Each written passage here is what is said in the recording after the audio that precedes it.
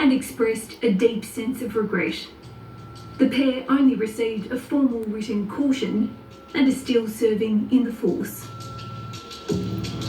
The system was it was completely failing her.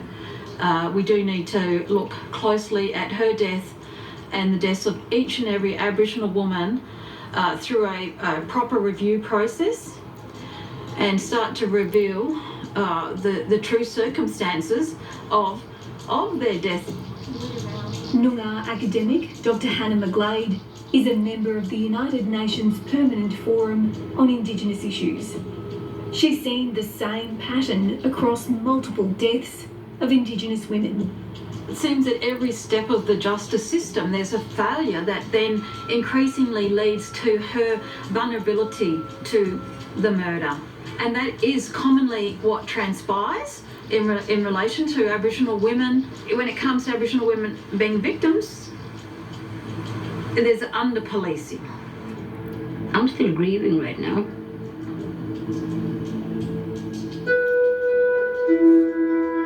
In Australia, nobody knows how many black women are missing. There is no official data. Their bodies have never been found. Their families may never know what happened to them. It has been hard to understand the full scale of the crisis, but we know that it is a crisis because of the lived experiences of Aboriginal people and their testimonies. The absences of Aboriginal women who are still felt all across this country, who are never forgotten, who are always mourned and grieved.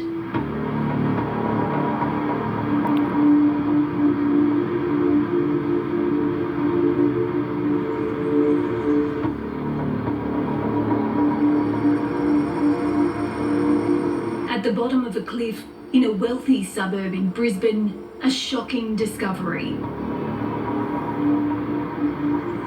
A woman's body, discarded in a sports bag, is hidden in plain sight. Her dismembered remains have been here for months. Her bra still intact around her torso and shoulder bones. I actually got pulled out of school and was told, and then it was all over the news, so yeah, I remember only the news. What we saw on the news was the information we had. Yeah, I started crying, went quiet for a couple months. Yeah, it was heartbreaking. Yeah.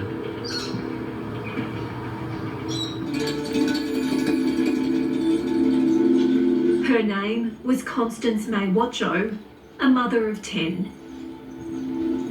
Oh, God. She could be funny, straightforward, very loving towards her children and her brothers, you know, towards her siblings and her extended family. She wouldn't beat around the bush, like, strong-willed, strong mind, and very nurturing, like, with her kids. She will always be happy, even through sorry business.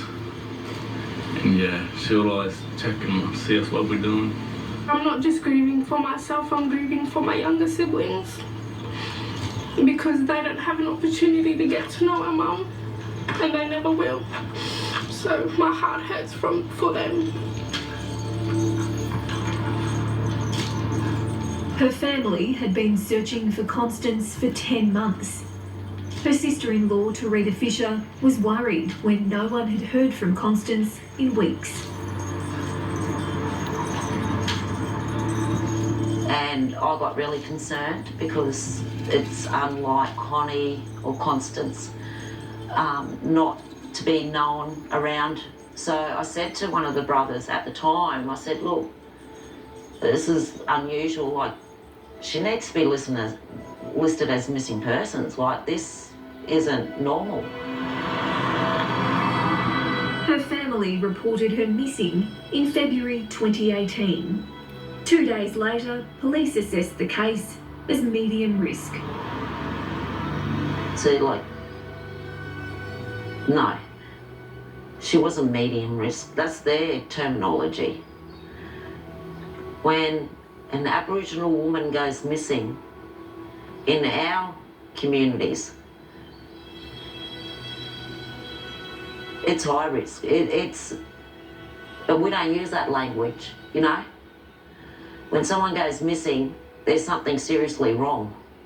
Did they come and ask us about what kind of risk that she's in? No. And we would have told them it's serious business, this. It's serious business.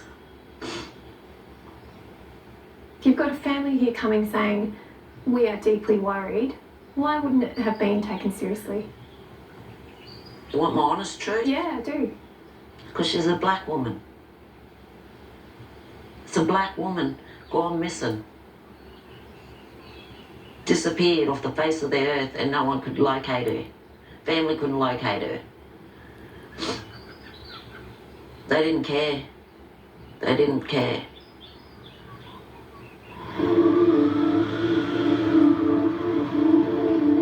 Last month, Constance's family arrived at a coronial inquest wanting to know what happened to their mother. My mind was racing, so just a lot of mixed emotions, anger. It's good that it's been brought to light.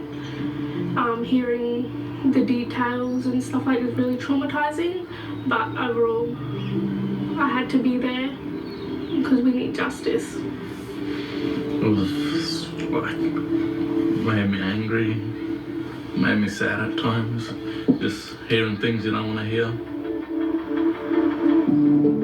The inquest heard that Constance had argued with her boyfriend, Sam Sobjak, the night she was last seen alive. Multiple witnesses told the coroner Mr. Sobjak was seen the next day with black eyes and scratch marks to his face and neck. Mr. Sobjak told the inquest he couldn't remember the last time he saw Constance or whether they'd argued. We had heard evidence from witnesses who had seen Constance and Sam that Sam had been violent towards her, and it did come out that there was violence in the relationship. It was 6 weeks after Constance was reported missing before police conducted any formal interviews. Aboriginal journalist and academic Amy McQuire has been closely following the inquest. Constance's case is absolutely shocking because at every level in the investigation she was failed. At the missing persons investigation, they largely didn't search for her. Queensland Police told the inquest they invested significant resources into the investigation, including checking interstate police databases and accessing bank records. Constance Watcho had had a difficult life. She'd spent time in prison and had been battling drug addiction for some years. Constance was a criminalised woman. She was known to police, and so that when she was a wanted person, she was highly visible to them as police. She had just gotten out of prison just a few days before she disappeared. But when she is missing, she is seen as unworthy of searching for. Police couldn't determine the cause of death, so Constance's death is being treated as suspicious. I do see a lot of things on the news. White women going missing, getting found, proper investigation into what happened, and it's not like that with my mother, so I think that is a big factor into this. Constance's body was discovered just 200 metres from where she'd been living with Mr. Sobjak and 2 other men.